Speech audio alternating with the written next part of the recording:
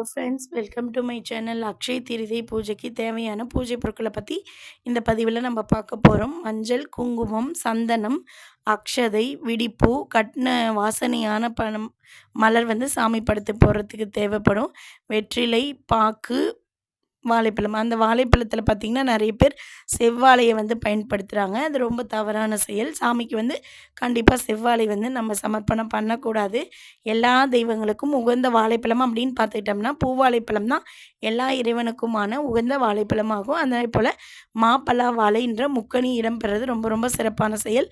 மாதுளம் பழமும் அன்னாச்சி பழமும் அன்றைய நாள் ரொம்ப உகந்தது. உங்களுக்கு சுக்கிரபலத்தை ரொம்ப அதிகரித்து ஈர்த்து கொடுக்கும்.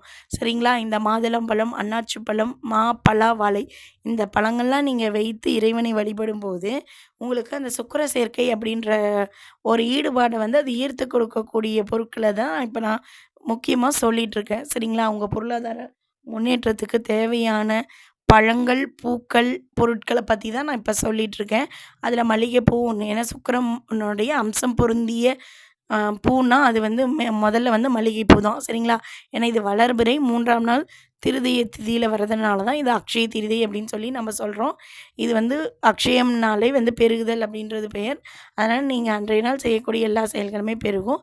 இப்போ நம்ம அக்ஷய திருதியை எந்த நேரத்துக்கு கரெக்டாக ஸ்டார்ட் ஆகுது அப்படின்னு பார்த்தோம்னா 29/4/2025 ஏப்ரல் செவ்வாய்க்கிழமை 5:15 மணிக்கு மேலே அக்ஷய திருதி உங்களுக்கு ஸ்டார்ட் ஆகிடுது. அதே போல் 30/4/2025 புதன்கிழமை 2:15 மணிக்குள்ளே அக்ஷய திருதி திதி முடிஞ்சிருது. சரிங்களா? இந்த திதிக்குள்ளே நீங்கள் என்னென்ன செய்யணுமோ அதெல்லாம் செஞ்சுக்கோங்க. அதாவது நிறைய பேர் ஃபஸ்ட்டு நான் சொல்லியிருக்கேன் அன்னதானம் பண்ணுங்க அப்படின்னு சொல்லிட்டு. அதனால் அன்றைய நாள் காலையில் அன்னதானம் பண்ணிக்கோங்க. ரொம்ப ரொம்ப சிறப்பு.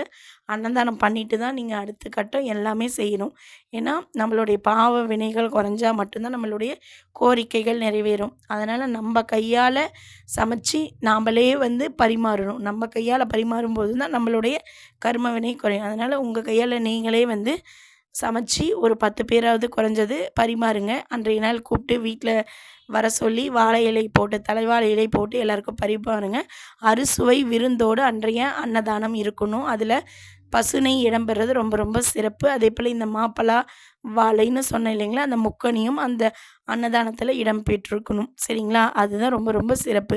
அதே பூஜை பொருளை நம்ம பார்த்துட்ருக்கோம் இல்லைங்களா, அதில் பச்சை கற்பூரம் இடம்பெறது ரொம்ப ரொம்ப சிறப்பு. அதுக்கு முந்தைய நாளே நீங்கள் நிலைவாசலுக்கு மாவிலை தோரணம் கட்டி பூக்கள் போட்டு எல்லாமே ரெடி பண்ணி வச்சுக்கோங்க. ஏன்னா நான் அன்றைய நாள் செவ்வாய்க்கிழமை மாலையே தொடங்குறதுனால நீங்கள் மாலையே நிலைவாசல் பூஜை செஞ்சு சாமியை கும்பிட்டு வீட்டுக்குள்ளே வந்துடலாம். சரிங்களா? அதனால் நீங்கள் அந்த நாளே செவ்வாய்க்கிழமை மாலையே நிலைவாசல் பூஜை பண்ணிக்கோங்க. ஏன்னா நமக்கு புதன்கிழமை மதியம் 2:15 மணியோட முடியுது. நிறைய பேர் தங்கம் வாங்குகிறேன், வெள்ளி வாங்குகிறேன், ஆடை வாங்குகிறேன், புது ட்ரெஸ்லாம் நாங்கள் எடுக்கலான்னு இருக்கோம். இல்லை நாங்கள் ஸ்கூட்டி, கார்லாம் வாங்கலான்னு இருக்கோம், வாகனங்கள்லாம் வாங்கலான்னு இருக்கோம் புதுசாக அப்படின்றவங்களுக்கு ஒரு சிறந்த நாள். நீங்கள் என்னென்ன செய்கிறீங்களோ அந்த நல்ல விஷயங்கள் எல்லாமே செய்யுங்க. தயவுசெய்து அன்றைய நாள் கடன் மட்டும் வாங்கிடாதீங்க. ஏன்னா கடன் வாங்கினீங்கன்னா அது மென்மேலும் பெருகிட்டே இருக்கும். அந்த ஒரு காரணத்தினால தான் திரும்ப திரும்ப சொல்கிறோம். அதே மாதிரி பூஜை பொருட்களில் பார்த்தீங்கன்னா நம்ம ஒரு சிவப்பு நிற ரவிக்கை துணியை பயன்படுத்தணும். அதில் 21 உலர் பேரீச்சை பழம் நம்ம பயன்படுத்துகிறோம். சரிங்களா?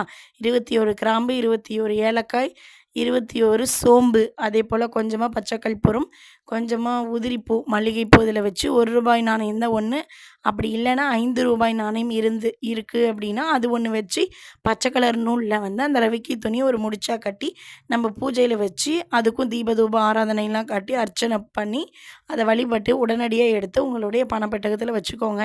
நிறைய பேர் கேட்பீங்க, நாங்கள் இதை தொழில் ஸ்தாபனத்தில் வைக்கலாமா, கடை வச்சுருக்கோம், ஓனாக நாங்கள் தொழில் பண்ணுறோம், அந்த இடத்துல வைக்கலாமா அப்படின்னு கேட்பீங்க.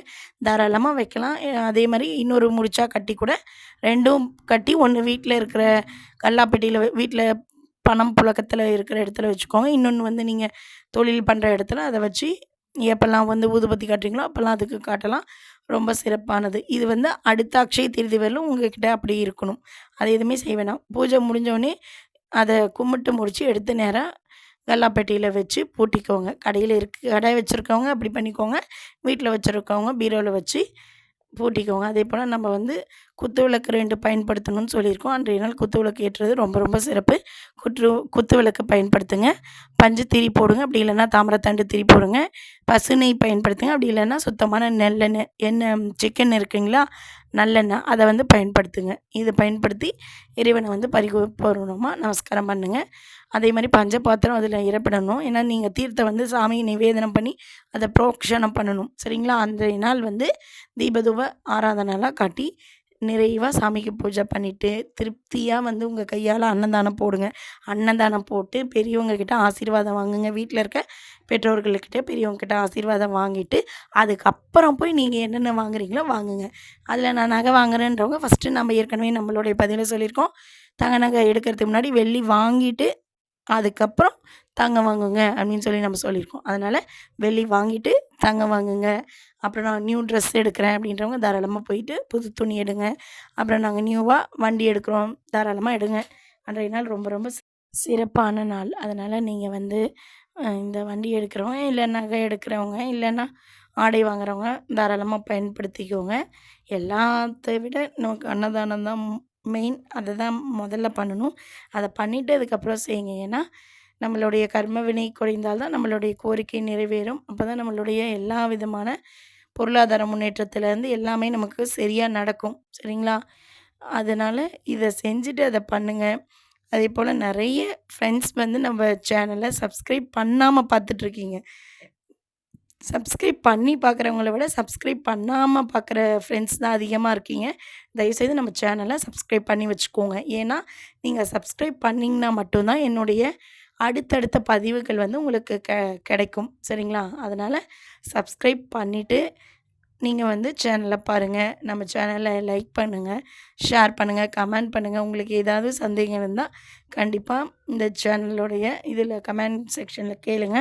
உங்களுக்கான எல்லா விளக்கமும் கண்டிப்பாக நாங்கள் கொடுப்போம். அதேபோல் குலதெய்வ கோயிலுக்கு போங்க. அன்றைய நாள் சந்தோஷமாக இருங்க. மன மகிழ்ச்சியாக இருங்க. சரிங்களா?